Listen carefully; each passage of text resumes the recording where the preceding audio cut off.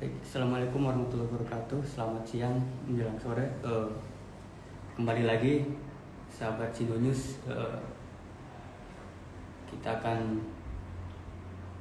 berbincang seputar kepemiluan kita, seputar kontestasi pemilu tahun 2024.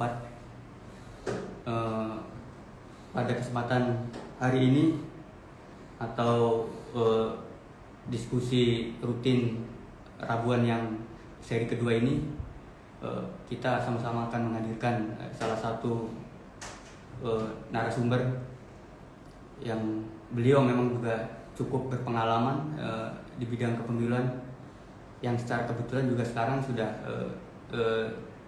sekarang menjadi salah satu panitia untuk seleksi bakal calon anggota legislatif dari Partai Perindo. Kali ini kita menghadirkan Kang Ferry Kurnia Rizkiansah.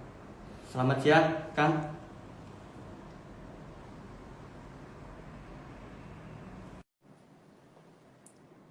Selamat siang, Kang.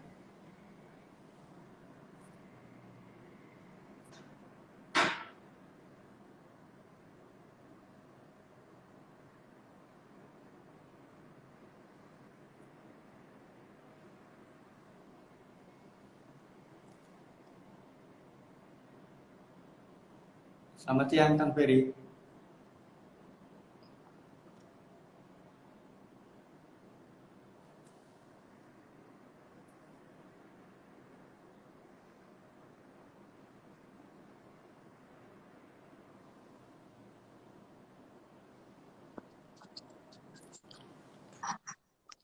Assalamualaikum, Kang Ferry. Waalaikumsalam warahmatullahi wabarakatuh. Bisa didengar suara saya, Kang Ferry ya?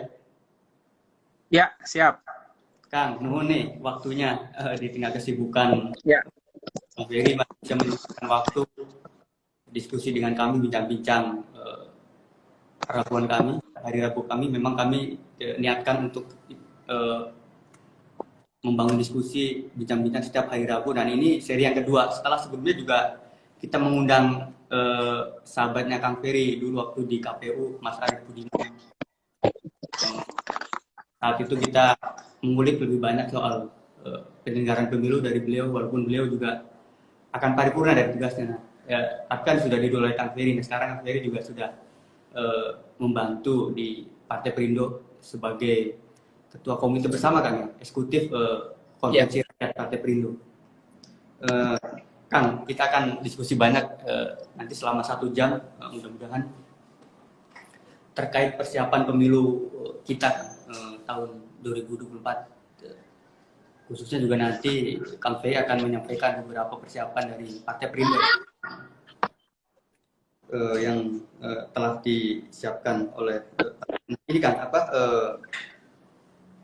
kan dengan harapan bersama bahwa setiap periode pemilu masyarakat atau publik kita mengharapkan bahwa kualitas pemilu selalu meningkat, baik dari saat Kang Ferry menjadi anggota komisi KPU, komisaris KPU, maupun sekarang setelah di partai. Kalau apa sih, Kang, kalau dari sisi pemenahan pemilu untuk tahun 2024, pasti kan ada catatan nih selama pengalaman Kang Ferry di KPU dulu. Seperti apa, Kang, pemenahan yang harus dilakukan dalam penyelenggaraan pemilu nanti di tahun 2024 supaya pemilu kita juga lebih berintegritas, lebih berkualitas, dan juga memberikan efek yang baik terhadap masyarakat, terutama para calon-calon yang nanti dipilih di pemilu 2024. Silakan, Kang. baik. Terima kasih Kang Rahmat. Suara saya terdengar ya? Sangat terdengar, Kang. Oke. Ya. Terima kasih sudah diundang di Sindo News. Ini forum yang keren ya. Ya, dan saya berjumpa lagi sama sahabat lama saya yang biasa kita sama-sama nongkrong di Imam Bonjol ya, Kang Iya, Rahmatullah. iya, iya. Baik, memang untuk pemilu 2024 ini punya challenge yang luar biasa besar ya. Dengan pengalaman 2019 kemarin dan tentunya pemilu-pemilu yang lalu, ini banyak tantangan-tantangan yang harus betul-betul dibenahi. Salah satu hal yang sangat mengemuka dan itu menjadi menjadi isu yang luar biasa adalah terkait dengan soal administrasi pemilu. Soal kerumitan-kerumitan pemilu yang memang ada. Bayangkan 894 orang teman kita gugur di dalam aktivitas proses pemilu, hampir 5 ribuan lebih teman-teman penyelenggara juga sakit. Nah, ini kan menjadi catatan penting di dalam aktivitas proses penyelenggaraan pemilu. Itu pertama. Yang kedua, hal-hal yang juga terkait dengan bagaimana upaya yang memang ingin dibangun dengan regulasi yang itu tidak berubah. Undang-Undang 7 tahun 2017 ini kan tidak berubah, sama dengan undang-undang yang digunakan dalam proses pemilu pada waktu 2019. Harusnya kan dengan pengalaman pemilu 2019 kemarin, adanya perbaikan-perbaikan. Salah satu perbaikan yang sangat penting ini adalah soal regulasi. Nah, regulasinya ternyata tidak berubah. Nah, ini menjadi challenge tersendiri bagi KPU, bagi penyelenggara, tidak hanya KPU tapi Bawaslu juga, dalam aktivitas-aktivitas yang memang dilakukannya di pemilu 2024 nanti. Apa inovasi-inovasi yuridis yang memang akan dilahirkan oleh penyelenggara ketika banyak bolong-bolong atau norma-norma yang memang belum tercover di dalam aktivitas yang dilakukan. Itu menjadi problem tersendiri. Hal-hal yang juga penting coba kita lihat adalah dalam konteks proses penyelenggaraannya. Ini juga menjadi penting. Nah, aspek yang lain yang juga perlu kita coba sikapi adalah terkait dengan berbagai isu-isu yang muncul. Isu SARA, isu politik identitas, politik uang misalnya seperti itu. Bahkan terkait dengan berbagai benturan-benturan dalam konteks proses penyelenggaraan yang ada di penyelenggara itu sendiri. Nah, ini banyak sekali, Kang Rahmat, yang memang perlu kita coba lihat dari sisi yang lebih komprehensif. Di samping itu adalah banyak juga, misalnya isu-isu yang memang beredar pada waktu itu. Ingat tidak, misalnya ada si Dali yang diretas, ada mantan napi korupsi, hoax pemilu, 31 juta data pemilih yang ada, yang itu tidak terjelas, IKTP yang tercecer. Ada kasus orang gila, mohon maaf ya, ini muncul. Ada kotak kardus misalnya, ada kontainer surat suara yang tercoblos. Banyak lagi kasus-kasus yang memang ada. Belum lagi ya sinergitas antara penyelenggara, KPU, DKPP, sama Bawaslu yang memang belum begitu harmonis seperti itu. Nah, dengan kondisi-kondisi seperti itu tentunya ini menjadi challenge tersendiri. Ini menjadi tantangan tersendiri bagi penyelenggara pemilu ke depan, bagaimana membenahi. Apalagi sekarang pemilu 2024 itu pemilu yang ini langsung dalam satu waktu, dalam satu tahun itu proses penyelenggaranya ada pemilu nasional dan ada pemilu kepala daerah.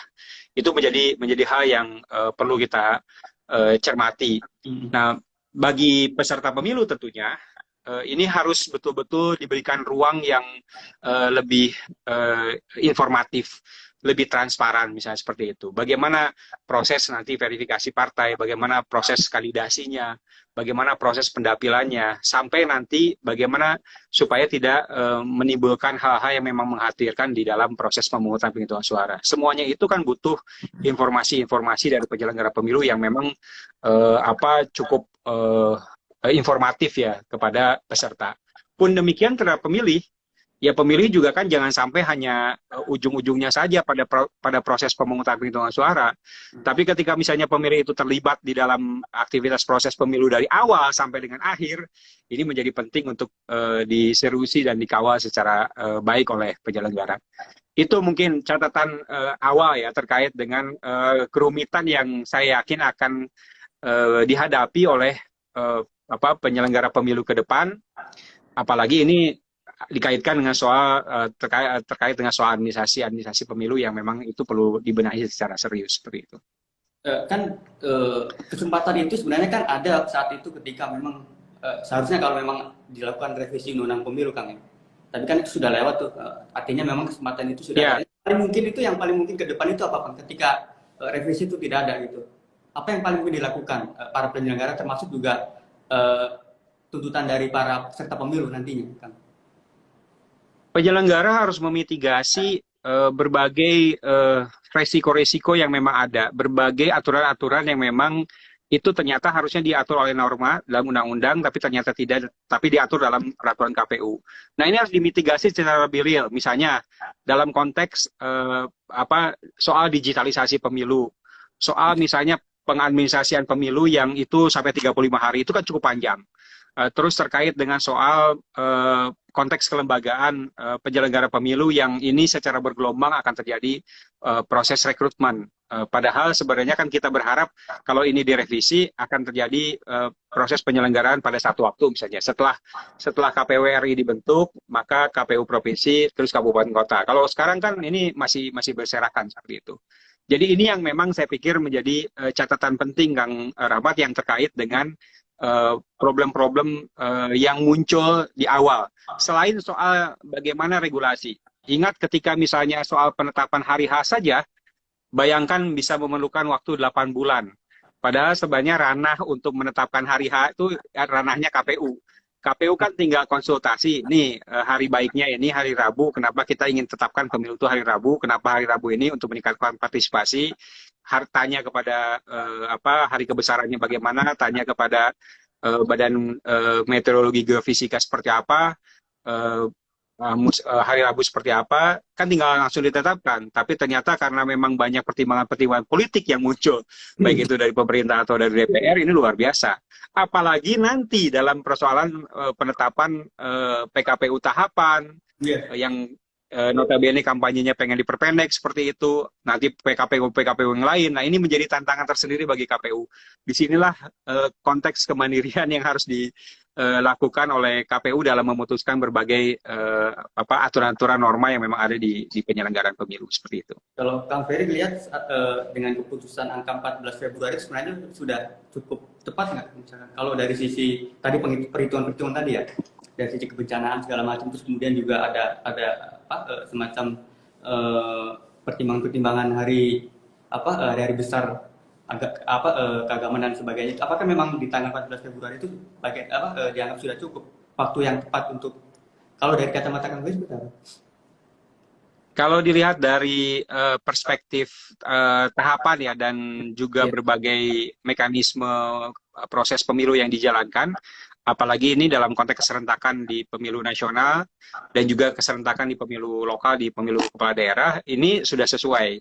Karena itu mempertimbangkan pertama supaya tidak tumpang tindihnya antara dua pemilu ini, pemilu nasional dan pemilu lokal, atau pemilu nasional dan pemilu daerah. Yang kedua juga harus pertimbangkan soal sengketa hukum. Sengketa hukum baik itu sengketa proses ataupun sengketa hasil, khususnya sengketa hasil. Kan MK ataupun MA itu kan kita tidak bisa menentukan kapan harus selesainya. Mereka punya aturan tersendiri terkait soal ini. Ini juga harus menjadi penting. Dan yang lainnya adalah ketika kita tidak tahu kan bahwa nanti Pilpres itu akan 2 putaran atau 1 putaran. Kita tidak tahu. The election predictable procedure, but election unpredictable result. Kita tidak tahu hasilnya seperti apa, karena itu unpredictable sekali. Tapi kan kita harus mempersiapkan bahwa misalnya ini terkait dengan soal Pilpres 2 putaran. Jadi ini harus diagendakan secara lebih matang oleh penyelenggara. Nah, dengan asumsi 14 Februari ini saya pikir cukup pas seperti itu. Walaupun dulu ya pernah dikemukakan 21 Februari ya. Ya saya pikir itu tidak menjadi problem seperti itu. Dan 14 Februari ini juga tidak menjadi problem. Jadi ini cukup menggambarkan satu sekuen waktu antara pre-electoral period, electoral period, dan juga post-electoral period yang dibangun oleh penyelenggara seperti itu. Sebelum masuk ke tahapan pemilu di bulan Mei, kalau nggak salah Kang ya, Mei kita sudah masuk pemilu ya. Sebenarnya masing-masing partai politik, kalau sekarang kan Kang Ferry memang membantu di Partai Perindo. Apakah memang terkait dengan data ini kan selalu jadi persoalan dari pemilu ke pemilu. Apakah memang data yang didapat dari Partai Perindo sejauh ini sudah cukup bagus untuk melihat pemilih di tahun 2024, Kang? Data-data pemilih. Kalau konteksnya, ya, ini penting ya, Kang, soal data ini ya. Khususnya ini terkait dengan setidaknya 2 aspek. Yang pertama adalah soal kedirian partai. Partai penting ya, walaupun di sini ada dikotomi antara partai parlemen dan partai non-parlemen dan partai baru, misalnya seperti itu. Tapi ini juga menjadi penting untuk ditindaklanjuti oleh seluruh peserta pemilu dalam hal melakukan proses verifikasi untuk menjadi peserta pemilu. Itu pertama. Yang kedua juga terkait dengan kesiapan data-data yang ada. eh, data pemilih, data-data yang memang ada dalam konteks proses hasil pemungutan perolehan suara periode-periode yang lalu, ini juga menjadi catatan yang sangat penting di dalam aktivitas yang dilakukan di dalam proses persiapan penyelenggara pemilu. Jadi secara komprehensif tentunya perlu disiapkan dan itu harus diinformasikan jauh-jauh hari kepada peserta pemilu. Walaupun misalnya tahapan awalnya itu adalah bulan Mei, bulan Juni misalnya, proses verifikasinya Agustus. Kalau KPU nanti konsisten menggunakan sistem informasi partai politik, maka itu 120 harinya harus sudah dilaksanakan. Berarti sekitar bulan April. Berarti bulan April bulan depan ini kan sudah mulai aktivitas proses untuk input data dalam konteks verifikasi partai. Nah, saya pikir ini menjadi penting sekali untuk dibangun oleh peserta pemilu, khususnya oleh partai politik dalam mendesain aktivitas dalam kerangka menjadi peserta pemilu di pemilu 2024 nanti, seperti itu. Artinya Perindo dan partai lain juga berharap di bulan April itu sudah didapat input ke Sipol ya, soal data pemilih itu ya. Paling kan itu jadi gambar Ya, awal. kalau konteksnya data pemilih, saya pikir itu lain hal. Tapi dalam konteks data keanggotaan itu harus sudah terinput. Jadi ini mekanisme yang saya pikir menjadi penting untuk dikawal secara serius. Tidak hanya di Perindo tentunya, tapi juga saya yakin di partai-partai lain juga pasti menjadi perhatian serius. Kalau melihat dari sisi sumber daya manusianya kan, saat ini kan dulu pasti Kang Ferry juga melihat kerumitannya, terus kemudian kesulitannya ketika menyiapkan seluruh tahapan pemilu ya. Apalagi misalkan bicara konteks hari ini juga belum dilakukan misalkan seleksi di tingkat kabupaten kota dan provinsi, baru kemarin di tingkat pusat ya yang sudah ditentukan. Apa sih kan kondisi-kondisi tersebut akan mempengaruhi pemilu ke depan, misalkan kan karena nantinya juga masing-masing KPU kabupaten itu juga harus mulai menyiapkan rekrutmen terhadap PPS dan sebagainya. Apa sih kondisi yang dialami sumber daya manusia di KPU yang nantinya yang akan dihadapi? Ya, hal yang cukup krusial yang memang ada di dalam proses tahapan awal dalam persiapan pemilu itu adalah terkait dengan penyiapan penyelenggaranya. Yeah. KPU sudah ada nih 7 orang komisionernya terpilih seperti itu. Nah, kabupaten kota provinsi ini juga sudah ada walaupun mereka akan berakhir di 2023 dan ada sebagian di 2024. Tapi tentunya kan juga harus dipersiapkan secara matang supaya proses ini tidak akan mengganggu tahapan. Sistemnya sudah terbangun. Jadi sekarang adalah bagaimana membangun sebuah mekanisme dan sistem dengan desain yang baik oleh KPU RI yang sekarang. Sehingga nanti ketika proses pergantian tidak akan menjadi problem. Itu pertama. Yang kedua, ini soal ad hoc. Ad hoc ini kan juga penting ya. Harus dibangun, didesain dengan matang misalnya. Kenapa misalnya undang-undang sekarang 17 tahun misalnya seperti itu untuk petugas KPPS tidak 25 tahun lagi. Ini kan menjadi salah satu faktor yang harus diambil oleh penyelenggara misalnya kenapa tidak dari sekarang teman-teman penyelenggara pemilu KPU Bawaslu ini merekrut sejumlah mahasiswa dari seluruh perguruan tinggi. Jadi seluruh perguruan tinggi ini dibuat sebagai program KKN misalnya seperti itu untuk direkrut menjadi petugas-petugas ad hoc, khususnya adalah petugas-petugas KPPS nanti disiapkan dengan tajuk misalnya KKN, kuliah kerja nyata, atau tajuk pengabdian masyarakat. Nah, saya pikir ini menjadi poin yang penting di dalam aktivitas proses persiapan penyelenggara, khususnya di ad hoc. Kalau misalnya di tingkat kabupaten kota atau provinsinya kan KPU tinggal bagaimana panitia selektifnya atau tim selnya adalah tim sel yang mumpuni kan seperti itu. Tinggal didesain saja seperti yang memang dilakukan oleh KPU dengan prosedur tetapnya atau dengan standar prosedur yang memang ada.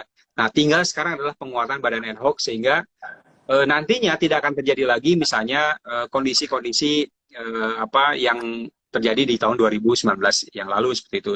Banyak yang meninggal, banyak yang sakit, banyak yang tidak memahami terkait dengan aktivitas-aktivitas proses penyelenggaraannya, sehingga ini menjadi kerumitan-kerumitan sendiri. Kalau ininya udah rumit, maka nanti berimplikasi kepada peserta pemilunya, yang itu juga nanti akan membuat rumit juga seperti itu.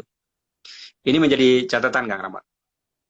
Artinya kalau kemarin kan sempat disinggung oleh Mas Arief juga soal batasan usia untuk ad hoc ini kan juga perlu ditentukan juga. Apakah ini juga menjadi perhatian juga ke depan, maksudnya jadi solusi bukan maksudnya jadi solusi bahwa memang harus dibatasi usia untuk ad hoc ini ya, badan ad hoc ini. Karena kan sebelumnya eh, kalau Mas Ferry bilang, Mas Arif bilang kan siapapun bisa masuk asal memenuhi kualifikasi ya. Nah sekarang apakah memang harus diatur sedemikian rupa untuk menentukan badan ad hoc itu kan? Termasuk tadi kalau kalau Kalau badan kan dari kalangan mahasiswa misalkan atau ya ya memang dalam konteks penentuannya itu adalah misalnya dalam konteks periodisasi. hmm, Ini juga penting ya. Jangan sampai misalnya badan ad hoc itu adalah orang-orang yang selalu terus-menerus di sana. Karena kan badan ad hoc ini bukan tetap ya. Dia cuman dalam satu periode kepemiluan saja. Kalau di PPK PPS itu cuma 10 bulan misalnya seperti itu, atau 12 bulan paling lama. Tapi kalau untuk di KPPS itu kan paling lama kan 1 bulan seperti itu. Nah, periode ini harus ada proses pergantian secepat seperti itu, supaya nanti tidak menimbulkan problematika di lapangan. Misalnya banyak yang tidak memahami mekanisme-mekanisme yang diajukan oleh proses penyelenggaraan pemilu pada tahapan pemungutan penghitungan suara misalnya seperti itu. Nah, dengan kondisi seperti itu, pembatasannya adalah saya pikir pembatasan periodisasi yang dilakukan. Nah, kalau misalnya dalam sisi persyaratan yang dimaksud dalam konteks usia, itu kan sudah ada. hmm, Batas minimal itu kan 17 tahun.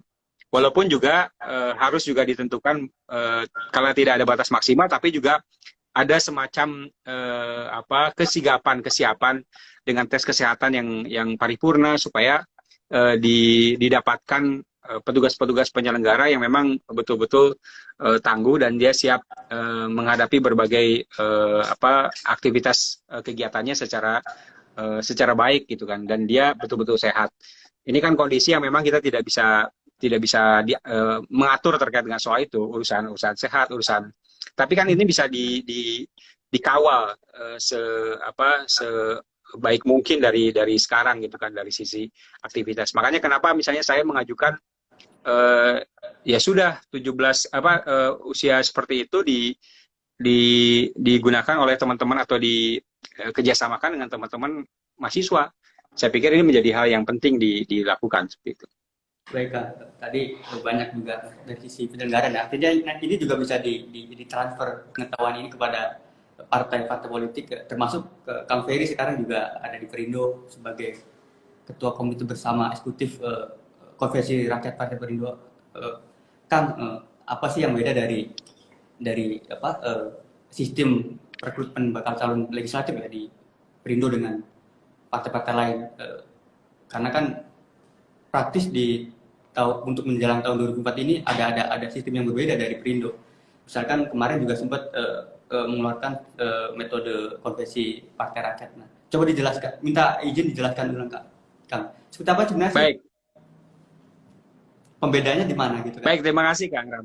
Iya. Ya, memang kalau dari sisi proses rekrutmennya bisa jadi sama ya mekanisme yang dilakukan, tapi dalam pola membangun sebuah narasi besar dalam membangun demokrasi, membangun ekosistem demokrasi digital ini, saya pikir ini ya yang bisa jadi ini yang pertama dilakukan oleh partai politik, dan ini dilakukan oleh partai Perindo seperti itu. Upaya ini dilakukan untuk apa? Untuk membangun prinsip-prinsip demokrasi yang memang lebih inklusif, lebih terbuka, misalnya seperti itu. Prinsip-prinsip yang terkait dengan partisipatif. Semua orang bisa menjadi bakal calon anggota legislatif dengan terbuka, dengan partisipatif. Partisipatif itu adalah dia berusaha sendiri, berusaha melakukan upaya-upaya penggalangan dukungannya dengan modal syarat-syarat tertentu, maka dia akan menjadi bakal calon anggota legislatif. Lebih akuntabel, lebih demokratis, dan ini menunjukkan satu upaya demokrasi yang lebih substantif. Memang prinsip ini sangat penting kita coba usung ya. Untuk apa? Untuk membangun sebuah platform partai yang memang lebih terbuka. Kalau konvensi-konvensi kan seperti biasanya sudah banyak dilakukan oleh partai Ya. dalam kerangka konvensi presiden. Bahkan beberapa terakhir ini banyak partai yang sudah mengusung calon-calon presiden.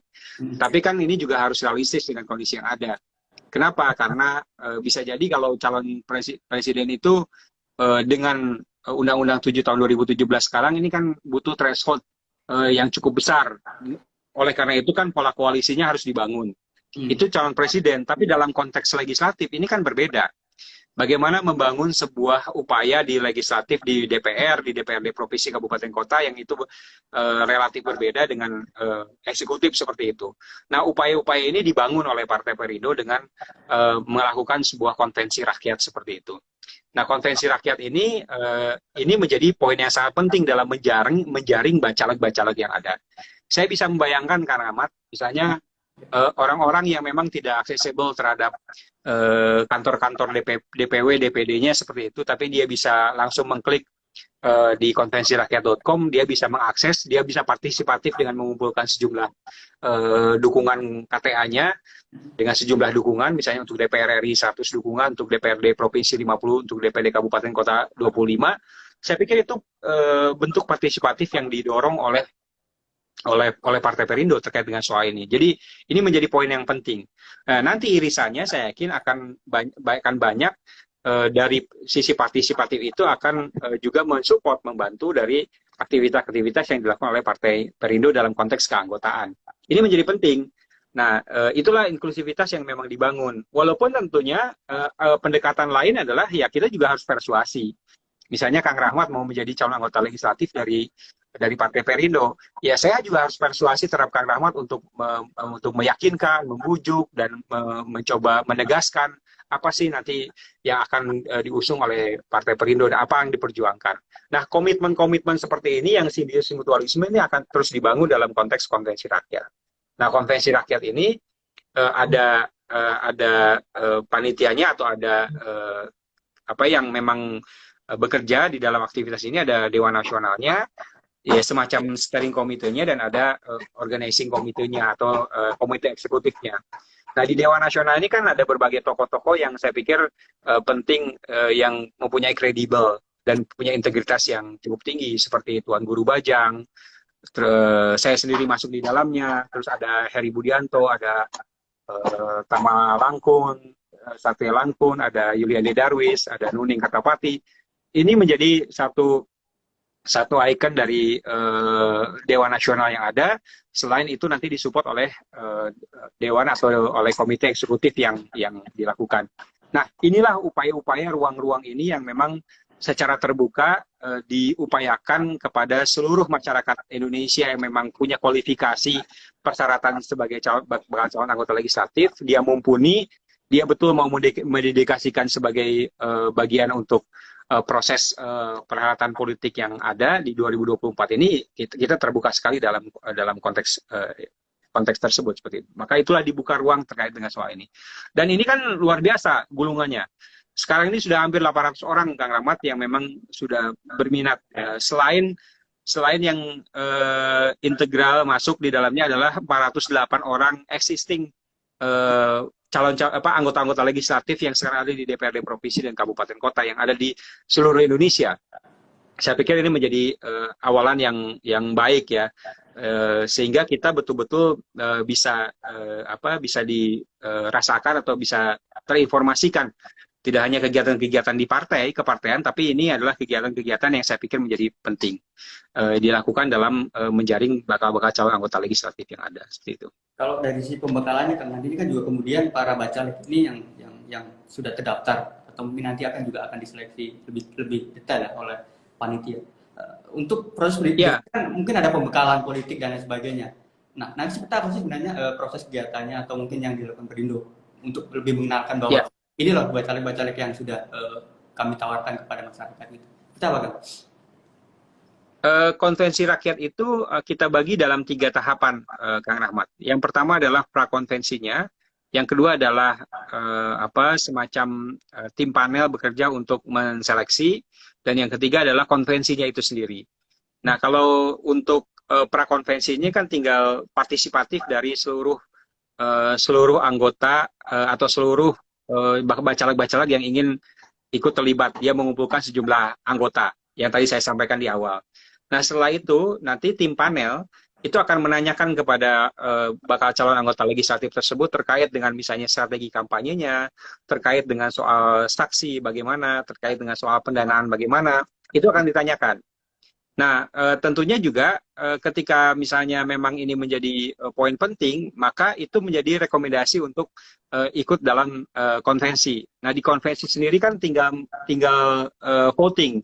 Di sini mendulang dukungan sejumlah dukungan yang memang ada. Hmm. Misalnya untuk DPR RI 2.500 dukungan, untuk DPRD provinsi 1.500 dukungan, untuk DPRD kabupaten kota 500 dukungan. Ini didulang.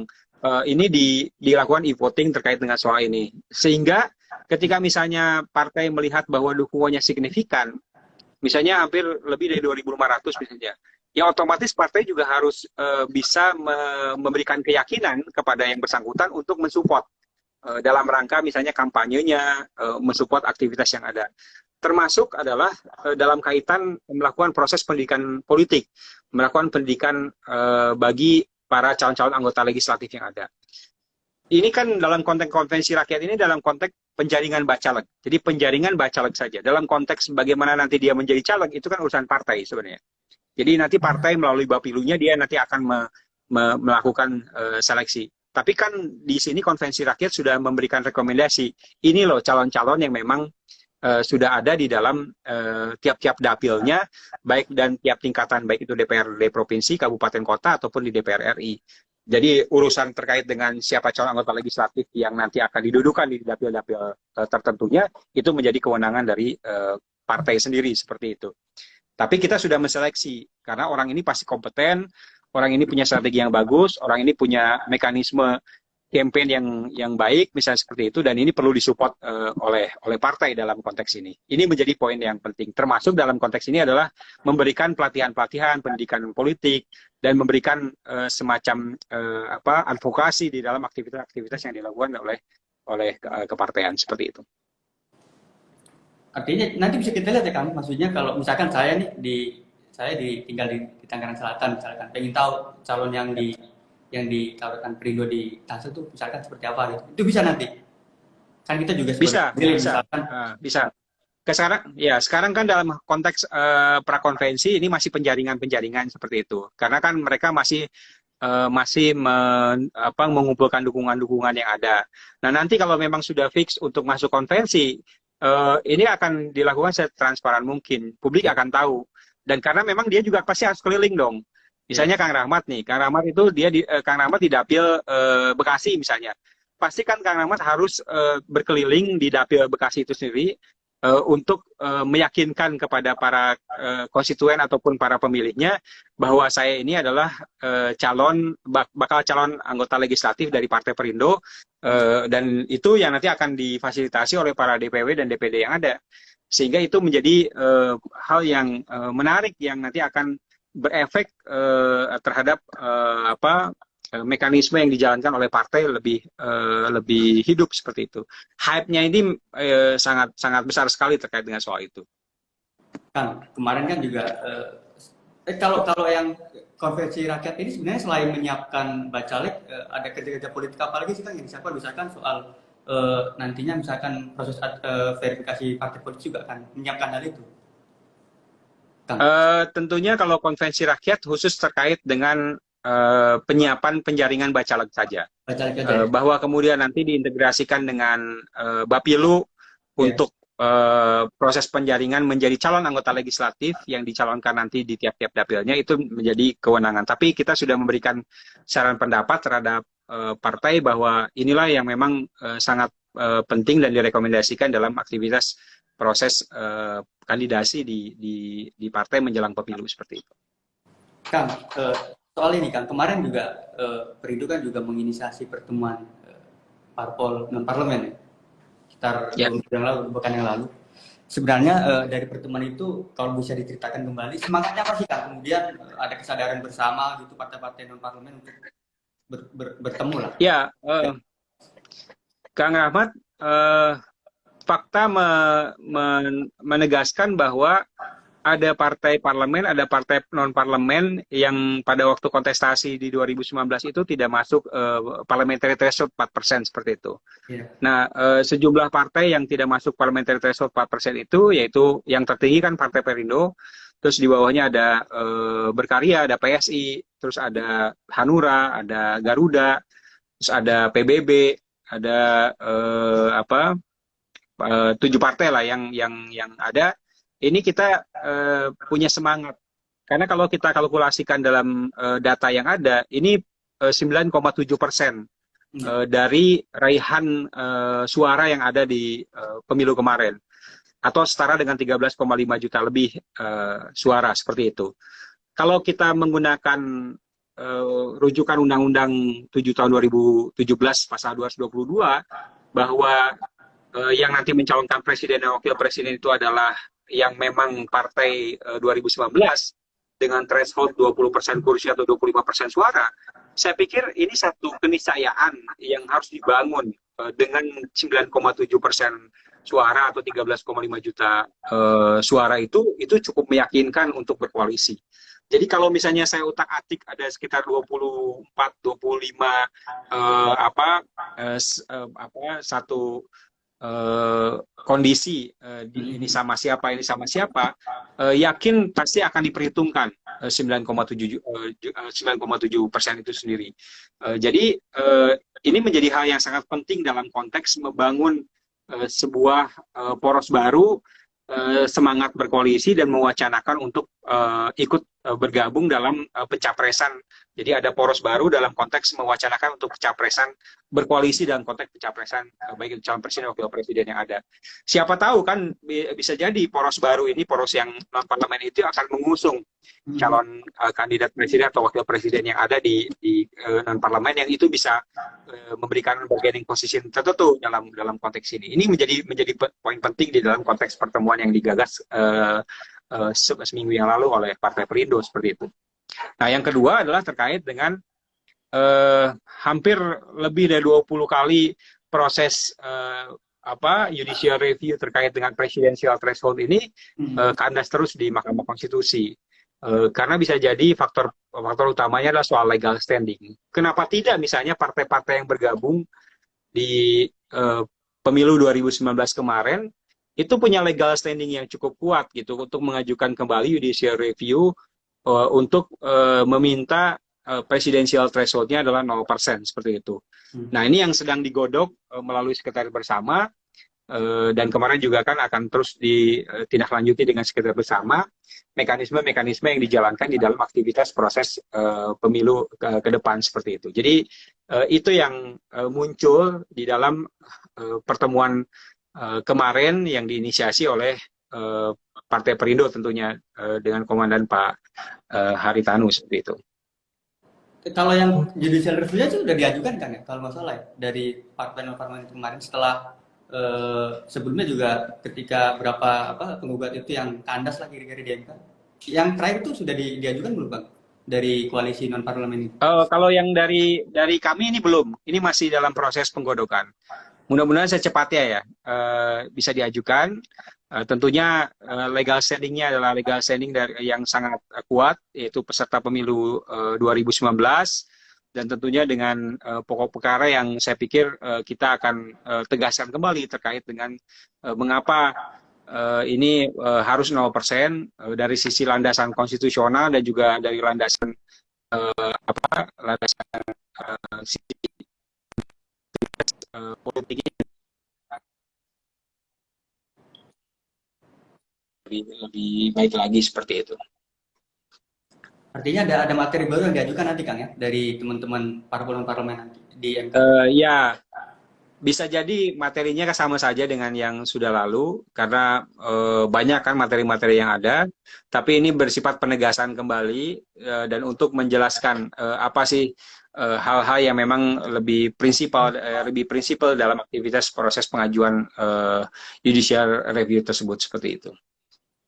Kang, kalau yang masih soal koalisi parlemen kemarin ya kan, kan namanya belum ada tuh kan, infonya kan yang terbaru akan menginformasikan soal nama itu. Sebenarnya sejauh mana progresnya kan, nama koalisi atau sekber ini? Belum ada, ya tapi masih koalisi inilah, koalisi parlemen masa depan lah, koalisi masih dibangun ya, apa koalisi Indonesia, ada koalisi apa gitu, kita belum menentukan, tapi mungkin sudah ada, tinggal nanti disepakati saja oleh partai-partai non parlemen, dan kita juga kan menunggu Partai Berkarya kemarin yang tidak hadir karena masih ada sengketa hukum di partai tersebut. Nah, kalau misalnya ini sudah menjadi kekuatan kan kita tinggal upayakan ini menjadi lebih terstruktur seperti itu dan punya poros baru, koalisi poros baru seperti itu. Artinya juga itu apa komunikasi tetap ini kan dengan Berkarya juga masih terus dijalin, walaupun kemarin juga nggak sempat hadir misalkan. Masih terus dijalin. Ya. Dengan Ya. parpol-parpol pendatang baru kan juga di ini juga kemudian ada komunikasi juga. Ya, tentunya ya kita Maksud saya, juga maksud saya konteks, komunikasi ya dengan maksud saya, partai-partai baru, kita komunikasi. oke. Gimana kan? Ya, maksud saya konteksnya dalam pengajuan gugatan di MK itu apakah memang ada komunikasi dengan parpol baru, karena juga parpol baru pendatang baru yang belum belum terdaftar ataupun sudah terdaftar itu juga punya semangat yang sama untuk menggugat PT 20%. Itu seperti apa? Untuk konteks tersebut belum ya, tapi ada beberapa, misalnya infonya kan ada Partai Umat yang akan mengajukan seperti itu. Tapi dalam konteks komunikasi politik yang dibangun ini belum dilakukan sampai sedetil yang ada. Kita kan tahu bahwa konteks presidensial threshold yang muncul ini kan ini terkait dengan ketentuan pasal yang ada bahwa yang diusung itu adalah partai politik yang mengikuti pemilu 2019. Jadi nampaknya konsentrasi kami adalah dari partai-partai yang memang baik itu partai parlemen tentunya yang memang mungkin tidak akan mengusung terkait dengan soal ini, dan ini partai-partai yang di luar parlemen yang memang nanti akan mengusung terkait dengan soal ini. Jadi itu, tapi bisa jadi nanti akan ada komunikasi politik dengan partai-partai baru terkait dengan kondisi-kondisi yang memang ada saat ini seperti itu. Kalau pertemuan formal itu kapan, Kang? Kira-kira maksudnya untuk non parlemen, kapan lagi kira-kira ketemu lagi untuk membahas? Ini masih dirancang oleh Pak Ketua Umum dan Pak Sekjen terkait dengan pertemuannya, tapi kita sudah siapkan sekretariat bersama di Kebon Sirih ya terkait dengan itu, dan nanti tinggal bagaimana mekanismenya, nanti akan ada proses yang nanti akan diundang lagi kepada seluruh partai seperti itu. Perindo juga kemarin menginisiasi juga bertemu dengan relawan Pak Jokowi ya, Kang ya? Sehari setelah pertemuan itu. Nah itu boleh diceritakan betul. Semangat kenapa pertemuan dengan relawan Pak Jokowi gitu?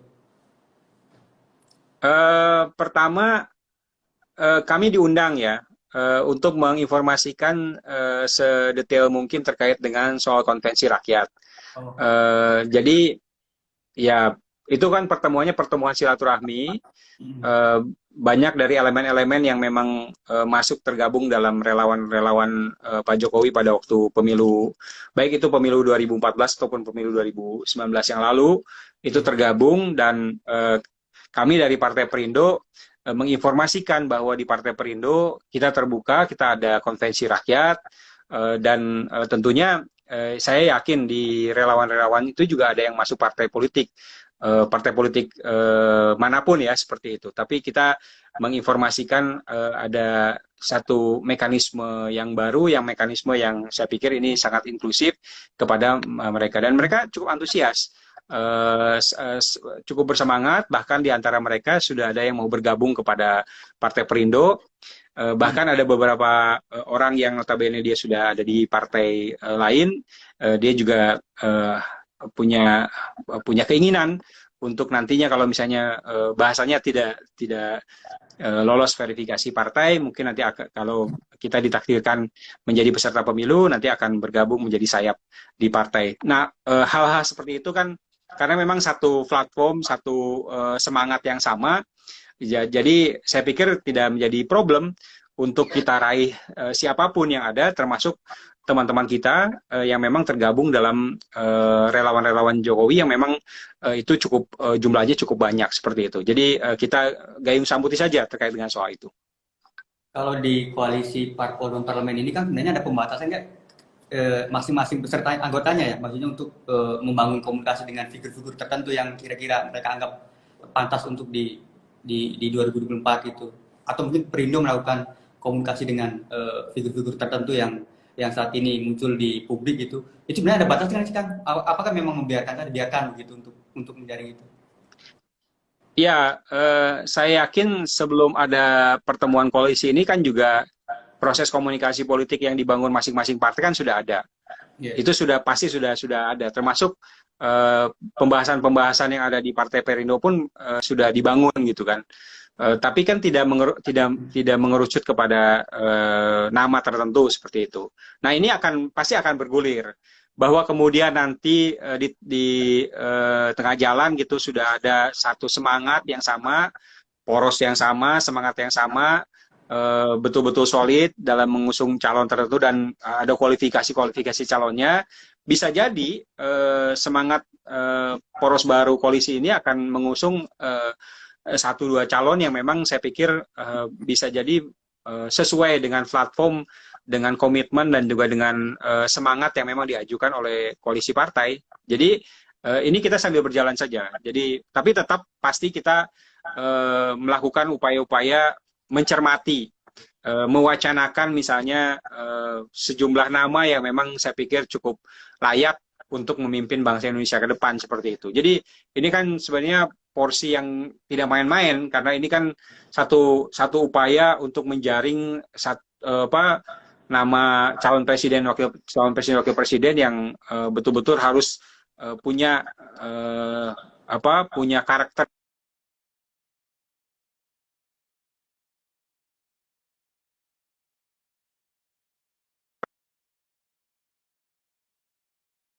Kita coba perhatikan, jadi tidak hanya sebatas populer saja, tapi dia punya elektabilitas yang cukup tinggi yang harus menjadi perhatian penting di dalam aktivitas yang dibangun. Nah, ini yang sedang digodok ya, baik itu di Kedirian di Partai Perindonya sendiri, atau syukur-syukur nanti kalau memang sudah kliknya sama, ini akan menjadi bagian yang dibangun oleh poros koalisi tersebut seperti itu. Kang, terakhir, ini kan Perindo cukup bagus dari sisi elektabilitas. Kemarin kalau kita lihat di beberapa lembaga survei, termasuk yang dirilis oleh Litbang Kompas misalkan menyampaikan hasil surveinya Perindo itu sama dengan PAN dan P3. Artinya ke depan apa kan untuk pemilu 2004 harapannya? Ya, ya kita bersyukur ya.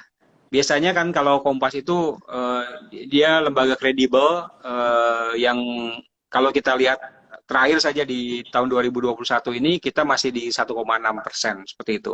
Nah, sekarang sudah beranjak ke angka 2,5% dan itu menyamai Partai Amanat Nasional dan juga P3, dan kita bersaing dengan Partai Nasdem seperti itu. Nah, ini sebenarnya satu satu awal yang saya pikir baik, dengan semangat persatuan kesejahteraan yang dibangun, tentunya dengan upaya-upaya konvensi rakyat yang memang menjadi satu membangun sebuah platform ekosistem digital demokrasi yang mungkin lebih diterima oleh masyarakat.